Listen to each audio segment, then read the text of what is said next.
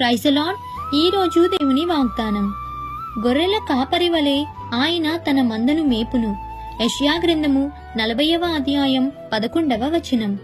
యేసు ప్రభువు తన్ను తాను కాపరిగా ఎంచుకున్నాడు. మంచి కాపరి దయకలిగిన కాపరిగా ఉంటాడు.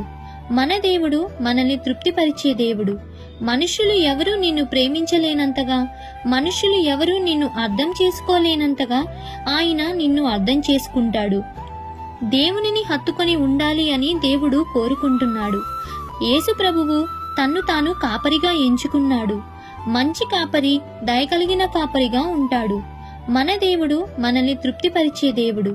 మనుషులు ఎవరూ నిన్ను ప్రేమించలేనంతగా, మనుషులు ఎవరూ నిన్ను అర్థం చేసుకోలేనంతగా ఆయన నిన్ను అర్థం చేసుకుంటాడు.